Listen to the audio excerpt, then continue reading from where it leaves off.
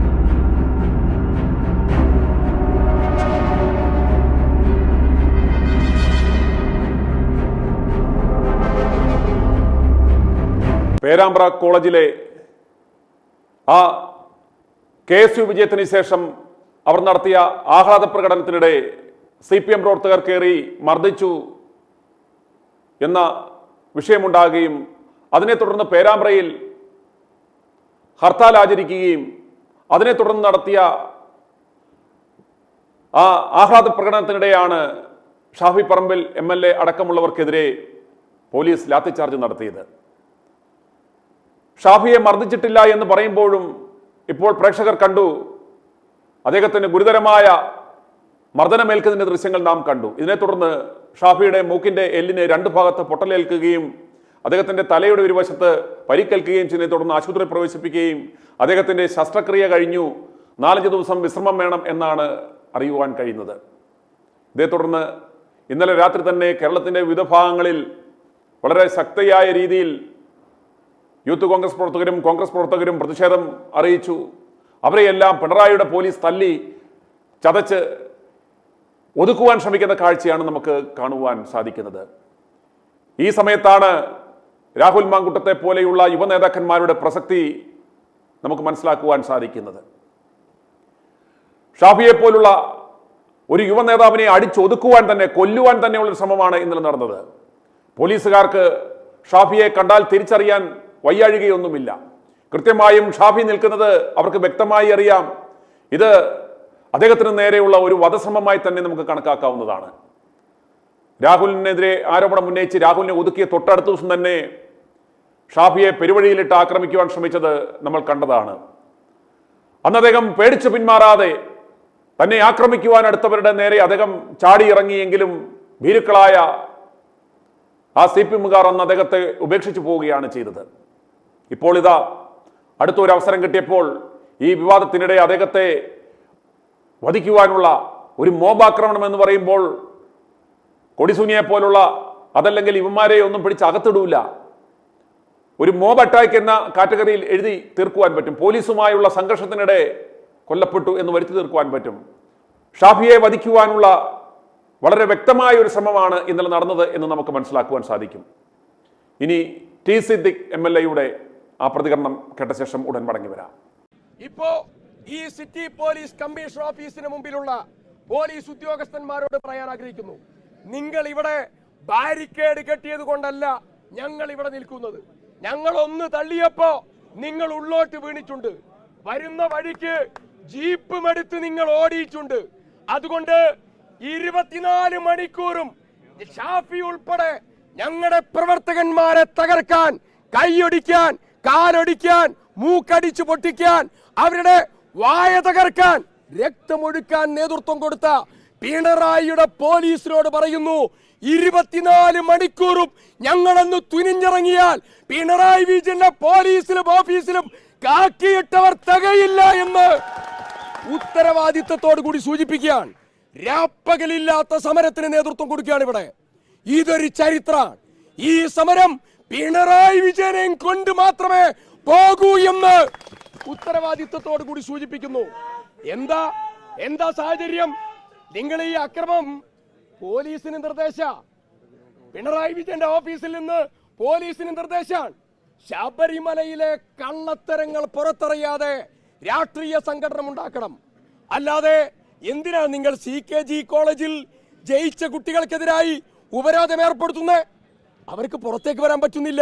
ജയിച്ച കുട്ടികൾക്ക് 45 കൊല്ലം നിങ്ങൾ ജയിച്ച പൊന്നാപുരം കോട്ട CKGയിൽ ഞങ്ങളുടെ KSUവിന്റെ, ഞങ്ങളുടെ MSFന്റെ പ്രവർത്തകർ തകർത്തെങ്കിൽ ആ കുട്ടികൾക്ക് സംരക്ഷണം കൊടുക്കാനുള്ള ഉത്തരവാദിത്തം ഞങ്ങൾക്കറിയാം. നിങ്ങളെ കൊണ്ട് പറ്റില്ല എന്ന് ഞങ്ങൾക്ക് ബോധ്യപ്പെട്ടിട്ടുണ്ട്. അതുകൊണ്ട് ആ ഉത്തരവാദിത്തം ഞങ്ങൾ ഏറ്റെടുക്കുകയാണ്. ഇന്ന് പേരാമ്പ്രയിൽ നടത്തിയ അക്രമം, ഓഫീസിൽ നടത്തിയ അക്രമം, ഞങ്ങളുടെ പ്രവർത്തകന്മാർക്കെതിരെ നടത്തിയ അക്രമം, കണ്ണിൽ ചോരയില്ലാത്ത മർദ്ദനം. ഞാൻ പോലീസ് ഉദ്യോഗസ്ഥന്മാരോട് ചോദിക്കുന്നു, നിങ്ങൾക്ക് മക്കളില്ലേ? നിങ്ങൾക്ക് വീട്ടിൽ മക്കളില്ലേ? ആ മക്കളുടെ കണ്ണുകൾ നിങ്ങൾ അടിച്ചു പൊട്ടിക്കോ? കണ്ണുകൾ അടിച്ചു പൊട്ടിക്കോ? കഴുത്തിലടിക്കോ? തലയിലടിക്കോ? ഷാഫിയെ നിങ്ങൾക്ക് കണ്ടാലറിയാത്ത ആളാണോ? പ്രവീൺ കുമാറിനെ കണ്ടാലറിയാത്ത ആളാണോ? രാകേഷെ കണ്ടാലറിയാത്തയാളാണോ? UDFന്റെ നേതാക്കന്മാരെ കണ്ടാലറിയാത്ത ആളുകളാണോ? ദൈനംദിനം ബന്ധപ്പെടുന്നവരാണ്. ദൈനംദിനം ബന്ധപ്പെടുന്ന ആളുകളെ നിങ്ങൾ കൃത്യമായി നോക്കി മനസ്സിലാക്കി ആക്രമിക്കുകയാണ്. അതിന്റെയൊക്കെ യഥാർത്ഥ പ്രശ്നം ശബരിമലയിലെ കൊള്ളയിൽ നിന്ന് ജനശ്രദ്ധ തിരിക്കാൻ മറ്റാക്രമണങ്ങൾക്ക് നേതൃത്വം കൊടുത്ത് അതിലേക്ക് ശ്രദ്ധ കൊണ്ടുപോകാനുള്ള ശ്രമമാണ്. ഞങ്ങൾ ഇവിടെ ദ്വിമുഖ പോരാട്ടത്തിന് നേതൃത്വം കൊടുക്കുകയാണ്. ഒന്ന്, ശബരിമലയിലെ കാട്ടുകള്ളന്മാരായ CPMന്റെ ചോറുകളായ കള്ളന്മാരായ നേതാക്കന്മാരെ തുറങ്കിലടച്ച് ശബരിമല ശാസ്താവിനെ സംരക്ഷിക്കാനും വിശ്വാസത്തെ സംരക്ഷിക്കാനുള്ള പോരാട്ടം ഞങ്ങൾ ആരംഭിച്ചിരിക്കുന്നു. ഒന്ന്. രണ്ട്, പേരാമ്പ്രയടക്കമുള്ള സ്ഥലങ്ങളിൽ ഞങ്ങളുടെ പ്രവർത്തകന്മാരെ ചോര വീണിട്ടുണ്ടെങ്കിൽ ആ ചോരയ്ക്ക് പകരം ചോദിക്കും. അതിന് നേതൃത്വം കൊടുത്ത പോലീസ് ഉദ്യോഗസ്ഥന്മാർ, DYSP സുനില് അടക്കമുള്ള പോലീസുകാർ, ആ പോലീസുകാർക്കെതിരായ നടപടികൾ സ്വീകരിക്കണം. നടപടികൾ സ്വീകരിക്കാതെ ധിക്കാരും അഹങ്കാരവും പ്രയോഗിച്ച് അടിച്ചമർത്താനാണ് ഭാവമെങ്കിൽ കമ്മീഷണർ ഓഫീസിനകത്ത് കമ്മീഷണറും ഇരിക്കില്ല എന്ന് വളരെ കൃത്യമായി ഇവിടെ ബോധ്യപ്പെടുത്താൻ ആഗ്രഹിക്കുന്നു. ഞങ്ങൾ ഒരു കാര്യം കൂടെ പറഞ്ഞുകൊണ്ട് അവസാനിക്കുകയാണ്. സമാധാനപരമായിട്ടുള്ള മാർച്ചിനെ തകർത്ത് സംഘർഷമുണ്ടാക്കി ജനശ്രദ്ധ തിരിച്ചുവിട്ട് അക്രമത്തിന് നേതൃത്വം കൊടുത്ത് കേരള പൊതുസമൂഹത്തിന്റെ ശ്രദ്ധയെ വഴിതിരിച്ചുവിടാനുള്ള പിണറായിയുടെ ഓഫീസിൽ നിന്നുള്ള നിർദ്ദേശം അച്ചാരം വാങ്ങി UDFന് പ്രിയങ്കരനായ വടകരയുടെ MP, ഞങ്ങളുടെയൊക്കെ പ്രിയപ്പെട്ട സഹപ്രവർത്തകൻ സഹോദരൻ ശ്രീ ഷാഫി പറമ്പിൽ ഗുരുതരമായ രീതിയിൽ ആക്രമണത്തിന് വിധേയനായി. അദ്ദേഹത്തിന്റെ എല്ല് പൊട്ടി, അദ്ദേഹത്തിന്റെ വായിൽ നിന്ന് മൂക്കിൽ നിന്ന് ചോര വരുന്നത് നമ്മൾ കണ്ടു. ആരായി ആക്രമിക്കുന്നത്? തലയ്ക്ക് നിരവധിയായ അടി കിട്ടി. ആരാ അടിക്കുന്നത്? പിണറായി വിജയന്റെ പോലീസാ. ഞങ്ങൾ ഒരു കാര്യം പറയാ, ആ പോലീസുകാരനെയൊക്കെ നമ്പർ അടക്കം നോക്കി വെച്ചിട്ടുണ്ട്. 2026 പിണറായി ഇരിക്കുന്ന കസേരയിൽ ഐക്യ ജനാധിപത്യ മുന്നണി ഇരിക്കും. പകരം ഞങ്ങൾ ചോദിക്കുമെന്ന് ഉത്തരവാദിത്വത്തോടു കൂടി സൂചിപ്പിച്ചുകൊണ്ട് കള്ളന്മാരെ സംരക്ഷിക്കുന്ന, ശബരിമല അയ്യനെ കക്കാൻ നേതൃത്വം കൊടുക്കുന്ന, അയ്യന്റെ സ്വർണ്ണ ആടയാഭരണങ്ങളെ കക്കാൻ നേതൃത്വം കൊടുക്കുന്ന ക്രിമിനലുകളായ കൊള്ള സംഘം ഈ കേരളം ഭരിക്കുമ്പോ അതിനെതിരായിട്ടുള്ള ജനാധിപത്യ പോരാട്ടം, വിജയിച്ചതായ UDF പ്രവർത്തകന്മാരെ സംരക്ഷിക്കാനുള്ള പോരാട്ടം, ആ പോരാട്ടമൊക്കെ ഇതാ ഏറ്റെടുത്തിരിക്കുന്നു.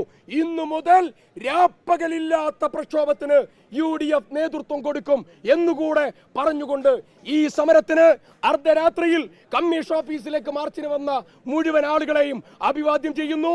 ഇത് പിണറായി വിജയന്റെ ഭരണം അവസാനിപ്പിക്കാനുള്ള പോരാട്ടമാണ്. അവസാനിപ്പിച്ച് ഈ സമരം അവസാനിപ്പിക്കുകയുള്ളൂ എന്നുകൂടെ പ്രഖ്യാപിച്ചുകൊണ്ട് ഞാൻ എന്റെ വാക്കുകൾ ഉപസംഹരിക്കുന്നു.